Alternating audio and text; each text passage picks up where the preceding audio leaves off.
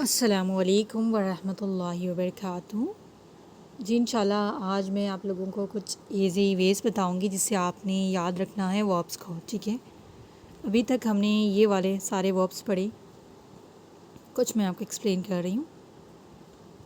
जैसे कि आप लोगों ने पढ़ा, अबदा उसने इबादत की, कतबा उसने लिखा या फिर उसने फ़र्ज़ किया, नज़ला उसने नाजिल किया, खरजा वो बाहर गया, दखला वो दाखिल हुआ। ठीक है, यहाँ पर एक चीज़ अगर आप लोग नोटिस करेंगे तो सब पे ना ज़बर है। ठीक है, तीनों वर्ड्स पे ना ज़बर है। जैसे कि अबदा, क त बा। तो ये एक फ़न पॉइंट याद रख ले, जब भी किसी भी वर्ब पे, ठीक है, वर्ड पे तीनों ज़बर है मतलब कि वो वर्ब है, और ये वर्ब होगा माजी में, पास्ट में। ठीक है, पास्ट में ट्रांसलेट होगा। अबदा ही वर्शिप, उसने इबादत की। किसके बारे, ये प्रेजेंट की या फिर फ्यूचर की नहीं है, पास्ट की बात बताई जा रही है कि उसने इबादत की। कतबा उसने लिखा, ही रोट, किसकी बात हो रही है, पास्ट की। ये एक पॉइंट है कि किसी भी वर्ड पे अगर आपको तीन ज़बर नज़र आए तो आपने समझ जाना है कि ये वर्ब है और पास्ट में इसके बारे में। ठीक है, पास्ट के बारे में होगा ये। इसी तरह और वर्ड जो आप लोगों ने पढ़े, जाला, ठीक है, तीनों ज़बर आते हैं इस पे भी, उसने बनाया। इसी तरह खलक़ा, उसने पैदा किया। राइट, तीनों ज़बर आते हैं। तो ये सारा, ये फ़र्स्ट पॉइंट आप लोगों ने याद रखना है। किसी भी वर्ड पे या फिर ज़बर, किसी भी वर्ड पे या फिर तो किसी भी वर्ड पे तीन ज़बर हो, ठीक है, तो वो हो जाएगा वर्ब और वो पास्ट टेंस के लिए इस्तेमाल किया जाएगा। ओके, एक पॉइंट। दूसरा पॉइंट है, अगर किसी भी वर्ब पे, जैसे कि हमने और भी वर्ब्स पढ़े,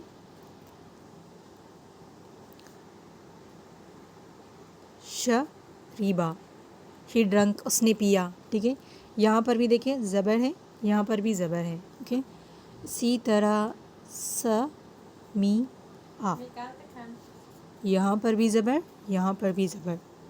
लेकिन यहाँ देखिए बीच में ज़ेर है।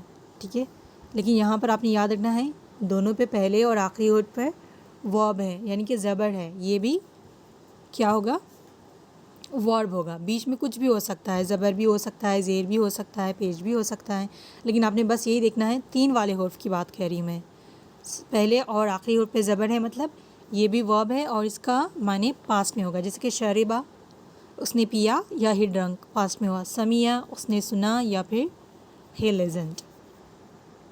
ठीक है, तीन वर्ड्स की बात कर रही हूँ, कोई भी वर्ड तीन ही लेटर से इस्तेमाल बनता है अरबिक में। तो पहला तीन वर्ड होगा तो तीनों पे ज़बर, जैसे कि खलक़ा, अगर तीन लेटर वाला वर्ड है तो दोनों पे ज़बर, या बीच में कुछ भी हो सकता है। ये दो पॉइंट्स। तीसरा पॉइंट है, अगर चार लेटर वाला वर्ड है, जैसे कि ज़ला, ठीक है, तो सेकेंड वाले पे होगा जज़म। क्या होगा, जज़म होगा। पहला तीन पॉइंट्स आपने याद रखने हैं। एक, किसी भी वर्ड पे तीन ज़बर है, वो भी वर्ब है, वो पास्ट टेंस में होगा। तीन लेटर का वर्ड से, तीन लेटर का वर्ड है तो अगर दोनों पे ज़बर है, बीच में ज़ेर है, तब भी ये वर्ब होगा, पास्ट में होगा। अगर आप पास्ट को याद रख लेंगे तो प्रेजेंट और फ्यूचर आपको बाद में आगे जाके वर्ब्स को पहचानना बहुत आसान हो जाएगा। ठीक है, और ये हो गया 4 लेटर का वर्ड। इससे ज़्यादा 5-6 लेटर का वर्ड्स नहीं आता, अगर आता है तो आगे जाके पढ़ेंगे हम, सिर्फ 4 लेटर के होंगे। तो सेकेंड पे आ जाएगा जज़म। अनज़ला, उसने नाजिल किया। राइट, तो और कुछ वर्ड्स मैं बताती हूँ 4 लेटर्स के। जैसे कि खरजा आपने पढ़ा था ना, वो बाहर गया, ही वेंट आउट, या फिर वो निकाला। ठीक है, वो निकला, वो भी कह सकते हैं। लेकिन अखरजा, अक जज़म आएगा यहाँ, अखरजा, इसके माने आ जाएंगे उसने निकाला। ठीक है, उसने निकाला, ही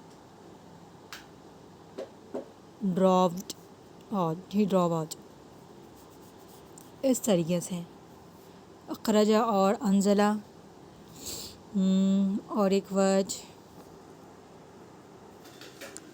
ठीक है, इसी तरह और एक बार देख लें, अरसला यानी कि उसने भेजा, ही सेंट। इस तरीके से बस आप लोगों ने सिंपली एक ही चीज़ याद रख ली, जिस भी वर्ड पे आपको 3 ज़बर 2 ज़बर दिखाई दे वो होगा वर्ब और वो होगा पास्ट में।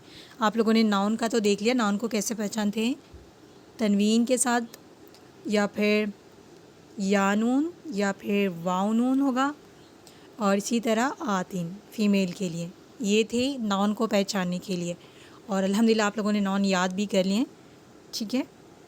तो सिर्फ ये वर्ब को पहचानने के लिए जिस पे भी 2 ज़बर 2 ज़बर हो, 2 ज़बर या फिर 3 ज़बर हो, वो हो जाएगा पास्ट में, जैसे कि हमने पढ़ा। और भी एग्जांपल देती हूँ मैं आपको। देखिए, क़तमा यानी कि उसने ख़त्म किया, ही क्लोज्ड और ही सील्ड, इंग्लिश में देख लेता हूँ, ठीक है। इसी तरह रक़अ, इसने रुकू किया। इसी तरह सजदा,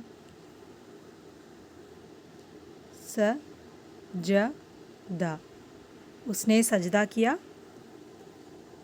और क्या, और एक ज़ेर का बताती हूँ मैं, शाहिदा, उसने गवाही दी है, विटनेस्ड, ठीक है। इस तरीके से आपने ये तीनों पॉइंट्स याद रख लेने हैं। ऐसे आप लोग वर्ब भी याद करें तो आप लोग उस पर थोड़ा ऑब्जर्व करेंगे तो आपको समझ आ जाएगा कि किसको ईज़िली याद रखने के लिए, कंफ्यूज नहीं होना कि ये नाउन है कि वर्ब है, ओके। और एक चीज़, जैसे कि अभी हम उसको अटैच कर रहे हैं, का, कुम, इससे अटैच कर रहे हैं ना, तो इसमें भी आप लोगों ने कंफ्यूज नहीं होना। देखिए सिंपली अगर आप इस पर ऑब्ज़र्व करेंगे ना तो मोस्टली पास्ट के ही होते हैं सेंटेंस। अबदका, ठीक है। यहाँ पर जब ये अटैच हो गए ना, ये कुछ भी चेंज नहीं होगा, ये जैसा है वर्ब वैसे ही होगा, और ये पास्ट में होगा। ऐसे आप इजीली आइडेंटिफाई कर सकते हैं कि ये पास्ट में है कि प्रेजेंट में है कि फ्यूचर में है। आप लोग अभी कंफ्यूज नहीं होना, जैसे हम प्रैक्टिस करते जाएंगे, जैसे आप कुरान में जहाँ भी देखें इसको ऑब्जर्व करती जाएंगे ना, आपको ईजिली याद हो जाएगा ये। अबदका, उसने मैं लिख नहीं, सिर्फ बोल रही हूँ, उस पर लिखना थोड़ा मुश्किल है। उसने इबादत की तेरी, ठीक है। ही वर्शिप्ड यू, कहाँ किस में हो गया, ये पास्ट में हो गया, ठीक है, प्रेजेंट में नहीं होगा, ये सिर्फ पास्ट में होगा इसका ट्रांसलेशन। इसी तरह कतबा है, ठीक है, कतबा के साथ अटैच कर ले कोई भी वर्ड, कतबकुम, ठीक है, कतबकुम।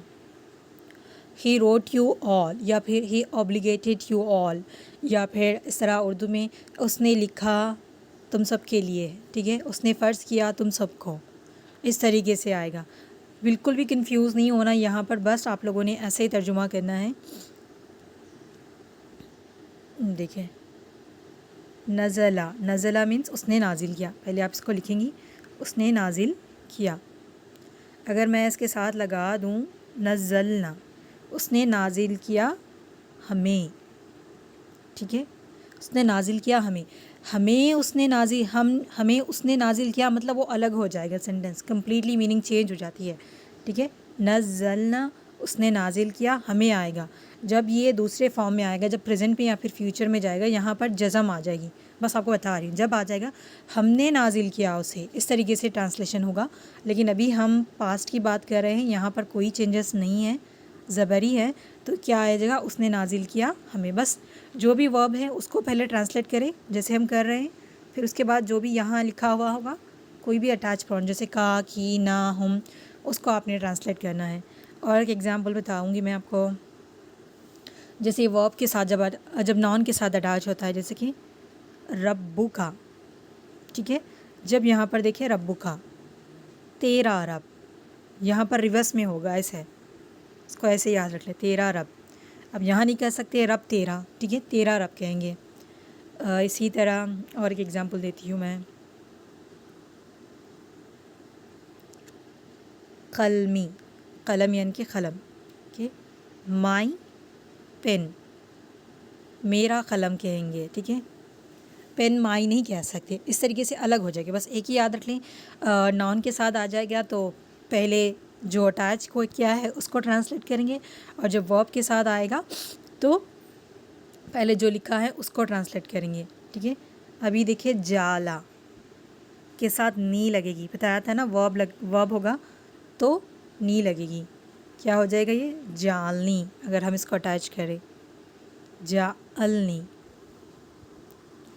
जालनी क्या हो गया?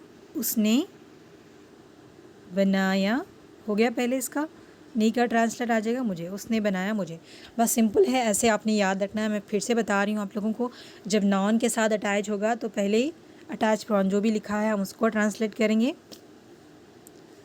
जैसे कि कुर्सी, यकुम, यूर कुर्स, यूर चेयर, ठीक है।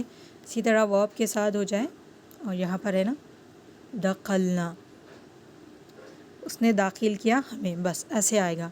और पास्ट टेन के वर्ब को याद रखने का सिर्फ एक ही फॉर्मूला है कि 3 लेटर का वर्ड है, जैसे कि जाला, तो तीनों पे ज़बर होगा। 3 लेटर का वर्ड है समिया, अगर बीच में भी ज़ेर है ये भी तो पास्ट का होगा। और इसी तरह 4 लेटर का वर्ड है ज़ला, तो सेकंड पे जज़म होगा। और इसी तरह अरसला, सेकंड पे जज़म होगा। बस आपने इतना ही याद रखना है। आज हम क्लास में इसी की प्रैक्टिस करेंगे इंशाल्लाह। जज़ाकुमुल्लाह खैर।